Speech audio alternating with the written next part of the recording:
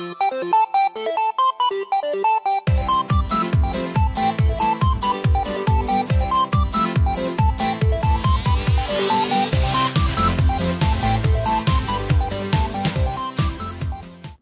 guy, welcome to the AMIGArama podcast. I'm your host Lorfarius, and for this week we're going to be covering HeroQuest, and this is episode 19. God, we are really racking that number out now.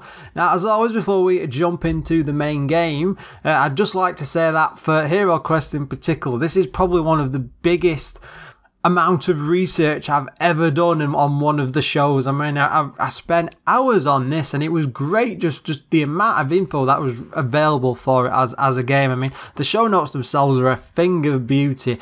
They are available to Patreon supporters. Just pop over to patreon.com/AMIGArama or go to AMIGArama.com and follow the links on there. In other news, I saw a game that's just come out, which was mentioned over on vintageisthenewOld.com. There will be a link in the description, as always.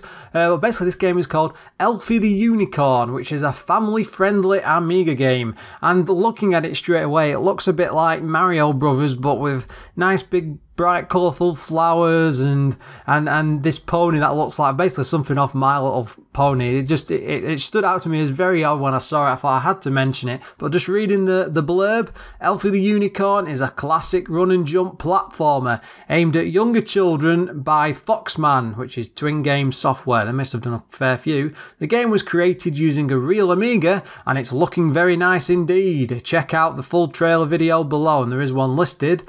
Game has been a work in progress for some time, but we have some good news for you. Foxman emailed the site to say that the full version's release is very, very soon. Oh, so this is a demo. I mean, I've been misdirected there, but it basically said it's a game made especially for kids, 100% Amiga made, lots of enemies, exclusive soundtrack and graphics, day and night level, Kickstarter 3.x and 68020. So it's all original hardware. It looked from what I'm looking at, it does actually look quite good, so it's probably worth a download or a trial, whatever you want to call it. Now, another game I've been looking at on the site is Indie Retro News again. I do get an awful lot of my news from there. It's a great site though, so it's well worth bookmarking if you do go over there. It's called Invia. I don't know if I pronounced that right. INVIYYA. Anyway, this has basically been in development from some time, since about October 2016. It's an R-type style shooter. They're coming well along with it now. It's not too far off from release. Some are saying possibly summer. I'll stick a link into the description, but it's well worth going there just to have a look at that trailer. It's absolutely fantastic. I mean, it's really like a sci-fi type shooter. They're colourful graphics. You've got things that look like snails and aliens and these proper like Alien the Film type. Is it HR Gaga? That sort of background to it floating on behind it. Very, very interesting. Well, yeah, what a weird thing to finish on.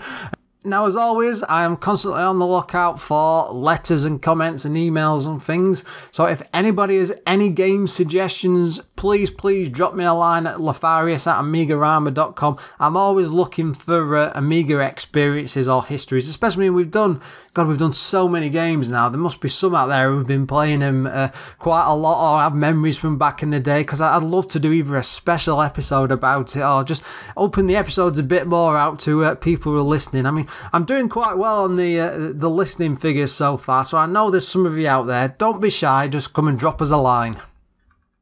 For this week's game, we're going to go with HeroQuest. Now, this was a request put in by Amiga Island. Now, they actually run a monthly podcast. I do listen to it myself. It's actually quite entertaining and quite good. It's all tied in with the Amiga Island event, which just finished, I think it was middle of January.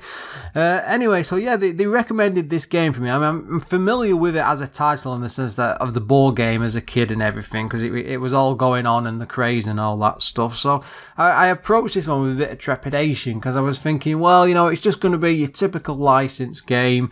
It's not going to be anything fancy. And then as I started looking more and more into it, and I realised it's more of an RPG style, and it seemed to have a lot of rules and a lot of reading and stuff like that, and it sort of put me off for ages. And I've been dabbling in and out for quite some time, trying to think, well, when should I tackle it? When should I tackle it?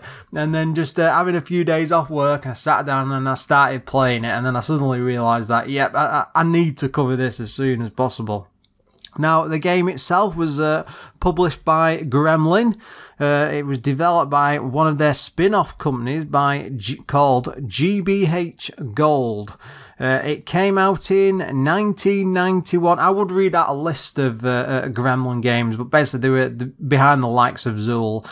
So many games came out from then. I would take about 5 hours just to read them all out. Now, HeroQuest was on one disc, and on release it was priced at $24.99, which isn't too bad for the time for a one disc game. Looking at some other advertisements from the time, weirdly, it seemed to jump around from price from about $24.99 to $27.99. I suppose it depends on your retailer. Very, very odd. Anyway, the guy who coded it all was Michael Hart. Now, he was involved with the sequel, HeroQuest 2, as well as the data discs. Another one called MiG-29 Fulcrum. Now, that's a flight simulator, and it's one I used to play to death as a kid. I was addicted to it. I just couldn't stop playing it. I mean, I'm going to have to return to that one day. I can't remember much about it. You know, I'm not obsessed with it. I mean, memory very, very vague, but I even remember buying a special joystick for it at the time and stuff. Yeah, I think it was one of them I used to play with lots of mates. Anyway, another game he did was a Necronom. I'm not sure what that is. Space Crusade, so they must have really liked him with HeroQuest because they went back to him, and a strategy game, K240. Now, I've heard that's very, very popular. I've only looked at a few screenshots and stuff. I've not dug into it too far, but I think I am going to cover that at one point, because again, I'm just doing the research for this and I started looking at it and I thought that does actually look like quite a good game. It'd be worth dipping into. Now, the graphics were done by Jason Wilson. Now, he did the graphics for Laser Squad, I believe a very, very excellent action strategy game. Pac-Mania, that's the weird 3D-ish version, 2D, 2.5D maybe, it's not quite that, it's very odd. Shadow Warriors, I think that's the arcade game, isn't it? Yeah.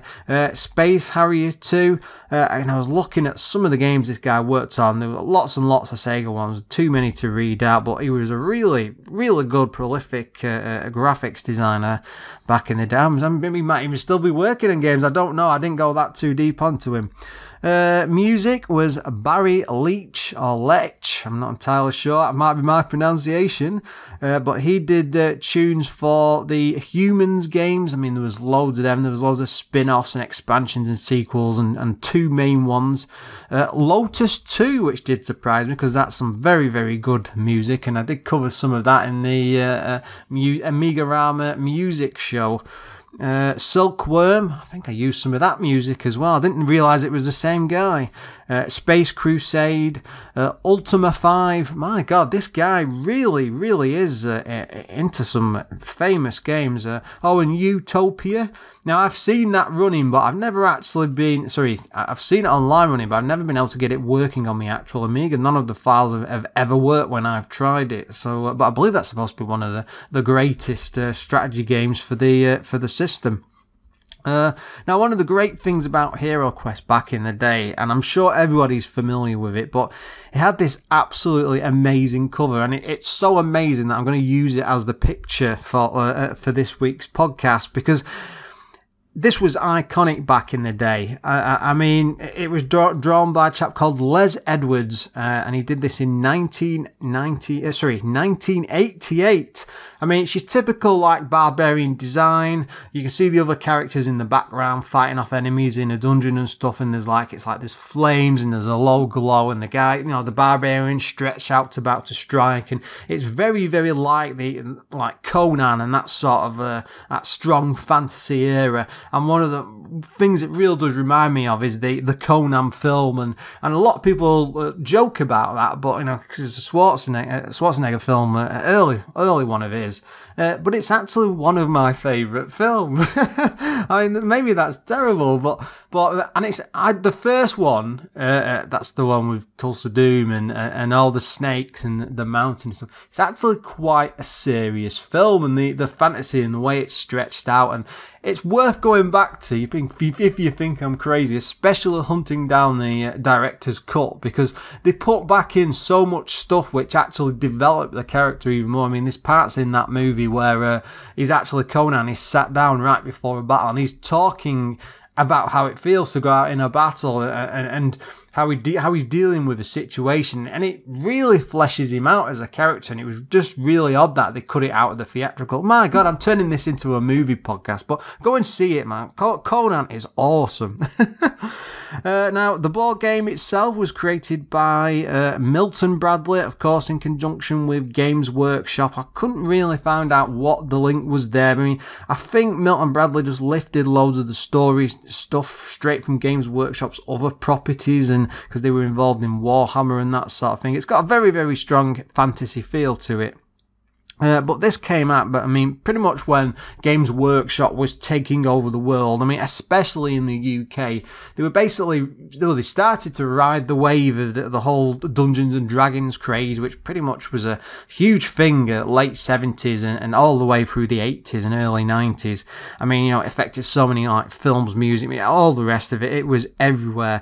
And one of the things they did produce, one of my favourite things, is a range of books called the Fighting Fantasy series.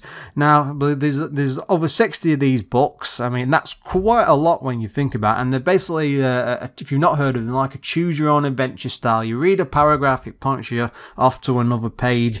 And most of them are in a fantasy setting, but they do delve out into other things like science fiction and more modern stuff and horror things. And they're actually really, really entertaining. And I've been actually going through a full collection of them. I've got 22 at the moment, and I managed to get one signed by the man himself, Ian Livingston. I'm hoping I can get another one from Steve Jackson at some point, because that sounds terrible, but I always worry about trying to get things signed because it's so difficult these days, especially if they retire and they're not reachable anymore. Because I'd rather get something signed that's got my name attached to it. So, isn't that bizarre? Yeah.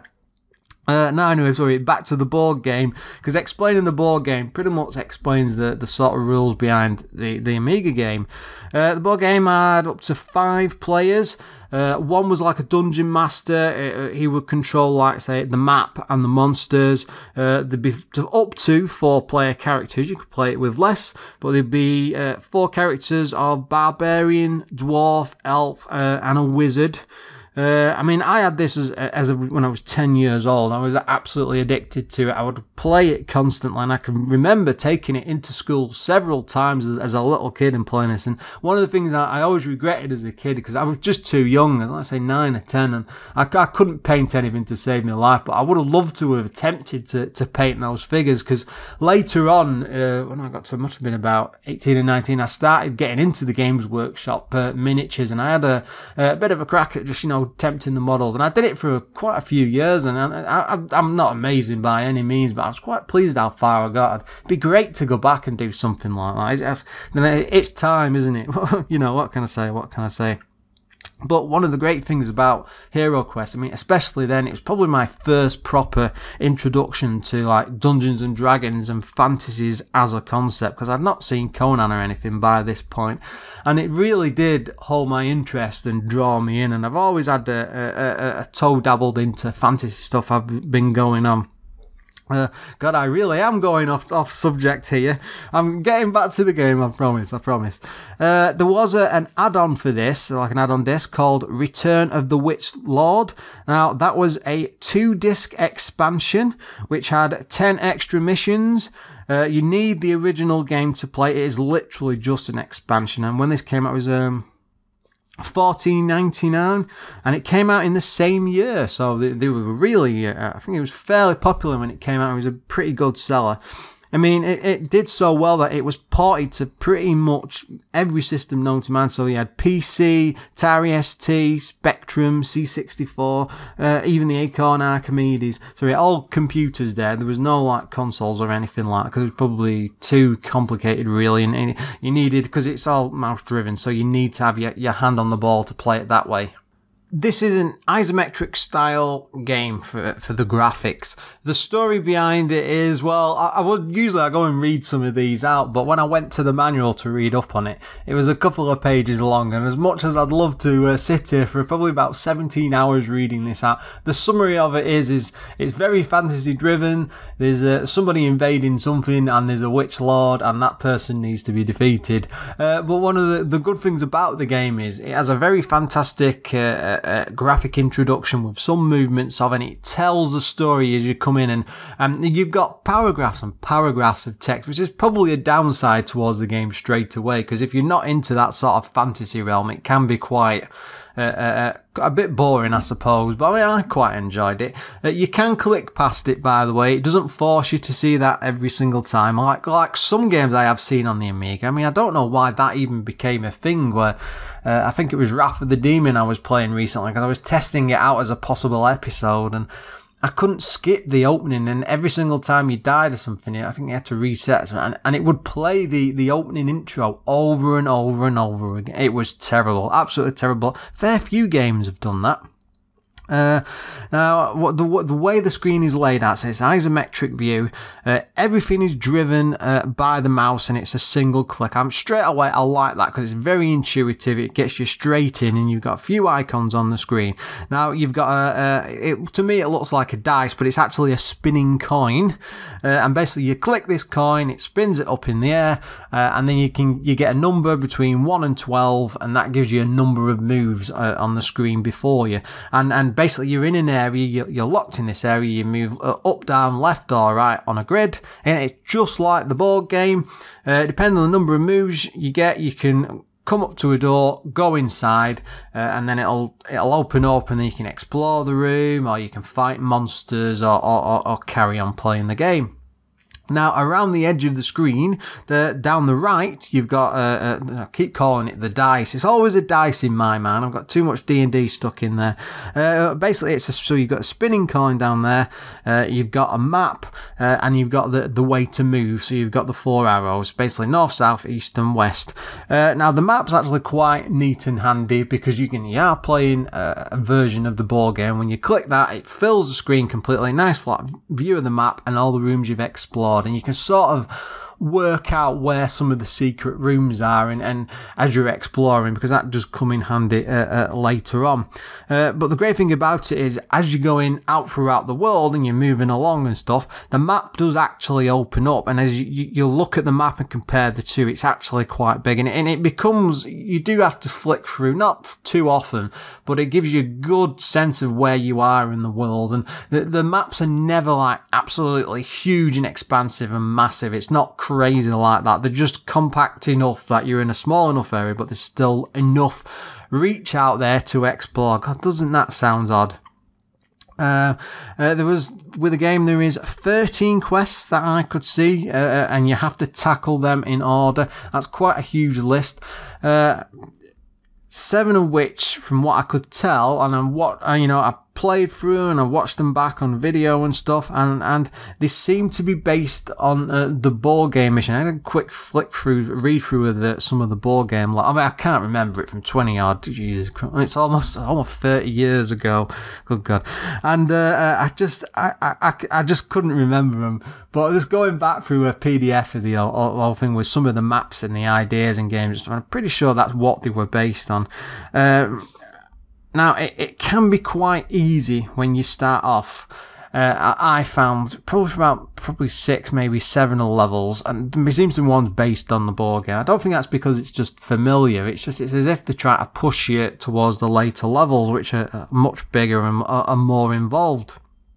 But at least as you get further in the game, the difficulty does actually start to increase. Now, it does look like the board game, don't get me wrong on that. I mean, it is, of course, it's Amiga graphics, it's not real life, but the characters are quite well drawn. You can work out what everything is on the screen. There's good effects, sort of good animation.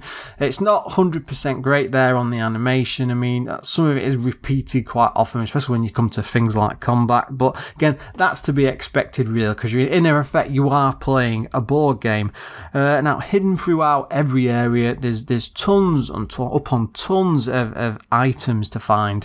One of the things I did realise as you were going on, when you enter a room, and I don't know if maybe I was playing it wrong, but if you stop and then do a search, and then you would, 9 times out of 10, you like find some sort of item. It's never anything major, but it might be like, say, a healing potion or something like that.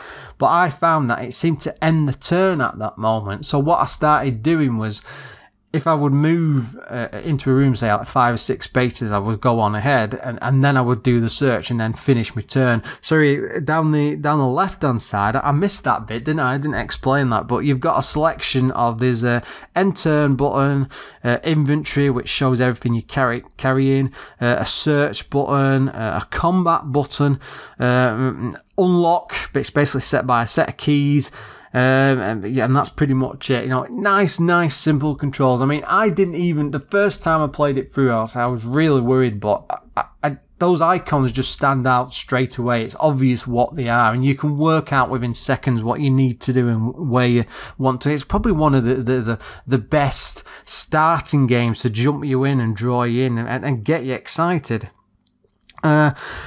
There's lots and lots of, like, it's classic style fantasy monsters, like things like orcs, knights, dark knights, that sort of things. Lots of typical, some skeletons dotted around there, that sort of stuff.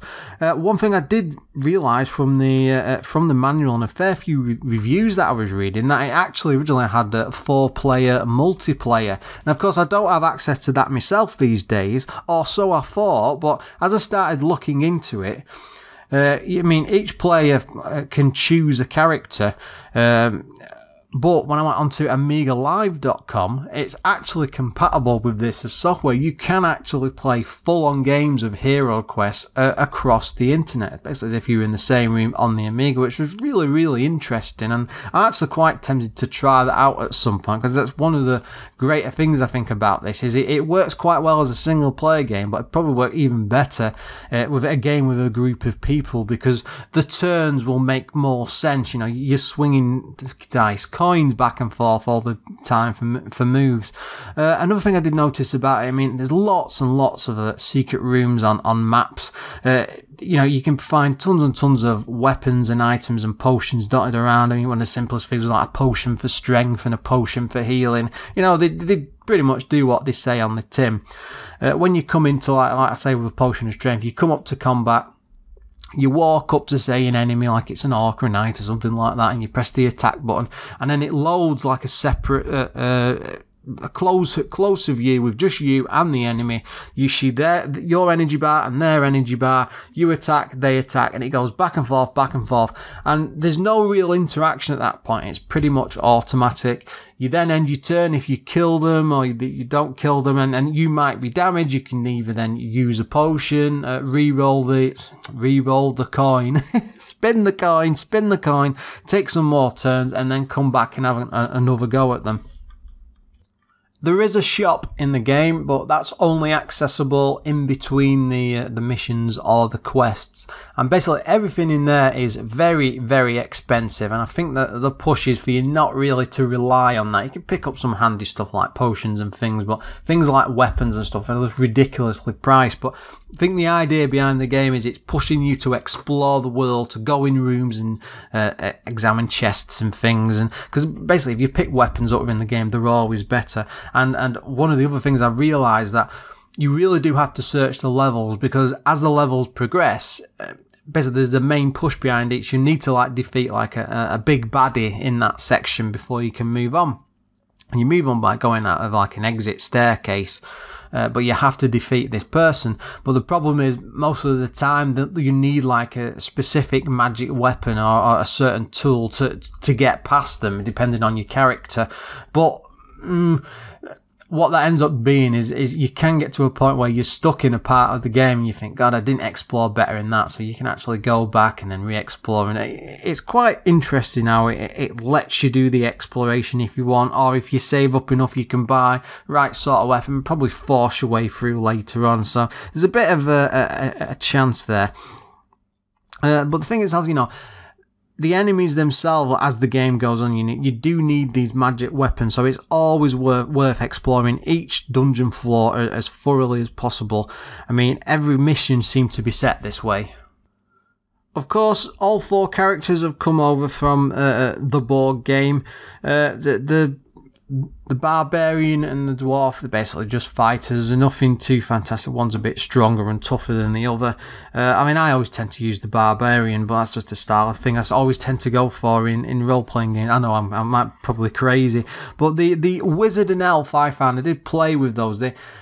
They do have different capabilities, like they have access to spells, but the thing is you have a limited number of spells per quest, and once you've used it, that's pretty much it, and it's a lot tougher for them in fights, and I thought as I was playing, I think you're better off finishing the game as the dwarf, the barbarian, and then coming back later and replaying it as those, because they are weak characters, but they play in a different way that it makes it's more interesting. Like, sorry, the elf he uses magic and he can fight better up close in the combat, so it does make for a good mix, and it gives you an opportunity to come back to the game and replay it several times over. I mean, there's not really that much difference, I suppose, across the game as a whole, but adding that different element of choosable characters makes it more and more interesting. There were lots and lots of sound effects dotted throughout. I really like that about this one. Steps and the swords for the combat and the clashing and the clanging.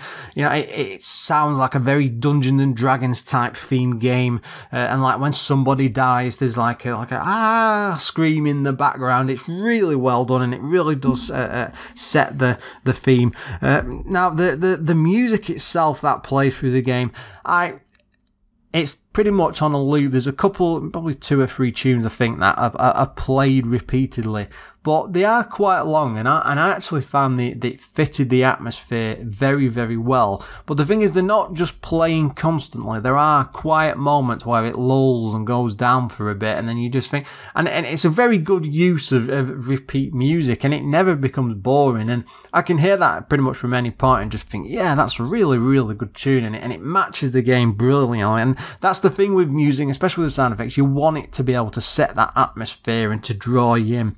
And one of the greatest things about this is, especially for what it is you can save your game. Oh, sorry, you can save your characters to disk to tackle different things. They do actually, they level up to a degree as you're exploring with weapons and things, and it's good that because you're not going to finish this on a single playthrough. Of course, this does have its issues. I'm trying to take a deeper look at these games, and I always do try and pick on what I think are problems. I mean, I did fine with this. It was quite a pleasant surprise. I mean, there wasn't really that much to complain about. I mean, the controls are quite simple. It was very easy to pick up and play. I never got stuck. I really didn't have to read them. I mean, I did later just to go through it and see what it was like, but it was completely pointless. It could have been much, much shorter. They could have saved themselves the money, because the game is just pretty much self-explanatory, even though at first when you look, you think, God, there's loads and loads and loads of buttons, but the fact is you're using symbols, and it's not complicated, and it's not like full RPG and piles of text, and you have to do this, that, and the other one. It all just, you walk up to a door and you press like the unlock button, it opens the door. You go into a room, you press the search button, it searches the room, and you'll get a pop-up message on the screen saying, okay. Now, you can't play this on the joystick. From what I've seen online, I haven't completed it yet. I am having a bloody good go though. I'm about 3 hours into on my playthrough, and I'm playing this myself. I think I'm up to about level 10 at mission 10. Sorry, quest 10. Yeah. But some of the run-throughs I've seen online seem to put it at around about 4.5 to 5 hours. So for one disc, that's a hell of a lot of content going on. And the fact that you can save your games means you can dip in and out of it. I mean, I've been doing that myself over several nights and been having a great time. Now, I did think that I thought that the beginning of the game would be nice and easy, because most games are, because they have to introduce the player and teach them how the systems work and stuff. But this seemed to go on, the difficulty was very, very easy for quite a long time, and it just felt odd. I don't know what they could have done, but maybe improved the combat for it to some degree, made it tougher to get through sections, but they were passable, and they were, you know, they were enjoyable enough. But when you start getting to later levels and it fleshes it out more, and there's more to do, and there's more to search and better enemies to fight and stuff, it just starts working better. One of the biggest problems I did have with it is there's no real problems with the combat itself. It's nice, simple. It's like the board game. You go up to something, you're spinning your coin for moves and attack points and stuff. Sorry, I'm overcomplicating that there, because it isn't even that. You go up to somebody, you press the attack button, you select the person on the map usually in front of you, and you do an attack. You either hit or you miss. They have a go, and then that's it. It goes back to the main play screen, and it's do that ad infinity.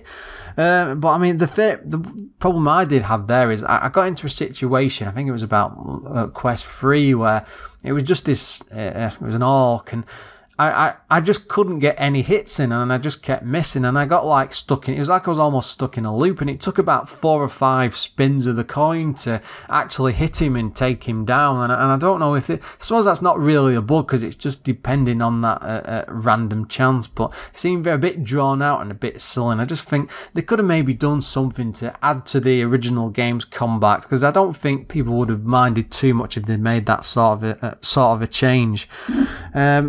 You do need to use like potions to heal. I said that earlier. You can get fair few just to like boost the abilities, but the entire game is based around that rolling of the coin and spinning it up in the air. There is actually quite a good animation on the coin. I don't think I've said that. You basically, when you click it, a little coin flicks up in the air, spins and lands, and then it comes up with your number. Yeah.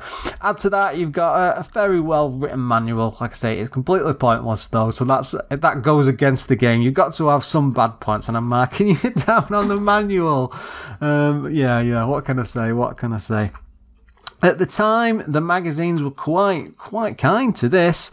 The One gave it 91%, Amiga Action 87%, Amiga Format 85%, CU Amiga 81%, I think that was the lowest I could find at the time, Amiga Computing 90%, and a few of these did re-review it a couple of years later, and none of them really dropped that score. I mean, it's a good, I can understand why they've gone with that. It's a good, solid game, but, you know, first of all, what a game. You know, absolutely incredible. I had a blast playing this. I came to it with some intrepidation, thinking this is going to be really in-depth and deep, and it's going to, you know, I'm going to have problems. It's like when I look at other RPGs, like, say, what are they called?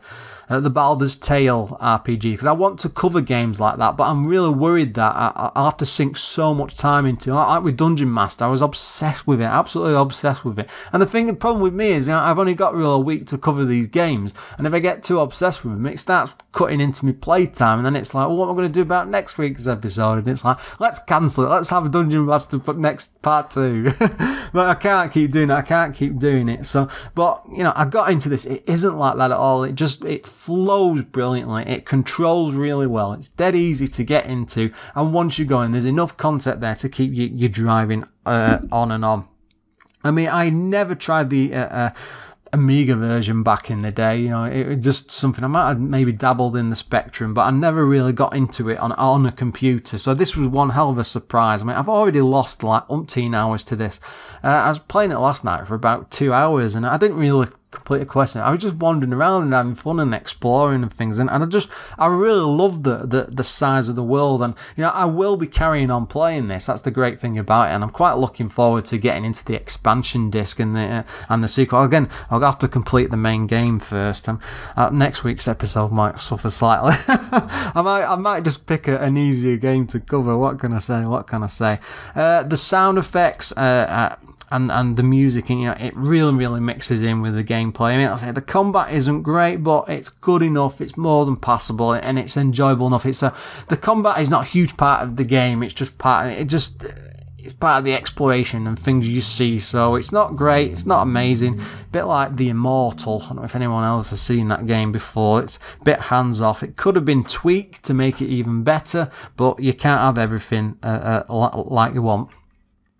Now, I really have to give a huge thank you to Amiga Island, because when they suggested this, and I just sort of had a quick look at it and thought, yeah, it's probably all right to cover. I'll have a look. But then again, I started worrying about it. But now I'm absolutely hooked on it. It's amazing. It's probably one of the greatest games I've played so far, and that's coming after like the amazing Desert Strikes. And I'm still playing that, by the way. I love that game to bits. It's absolutely fantastic. But this is just something else. It's really involving. It really draws you in. It's nice and easy to play. I mean, I would suggest you just get your hands on a copy, get an ADF, something like that. Even if you have to do it on emulate, just play it for about half an hour, because you'll pretty much see, even after the first two quests, what the game's about and what you need to do. And I think it'll be enough to draw you in. You'll probably lose several hours to it, so don't blame me for that. So highly recommended. With that, I think we shall finish the podcast there. As always, thanks for listening, guys. There will be gameplay footage over on AMIGArama.com. I do that for everything I'm covering these days. It's quite a task, actually, but it's quite enjoyable because it means I'm going to get to spend even more time with this. I will start a fresh character. Then again, maybe I should start the later ones and wind you all up just so you get to see the ending. Anyway, until next time.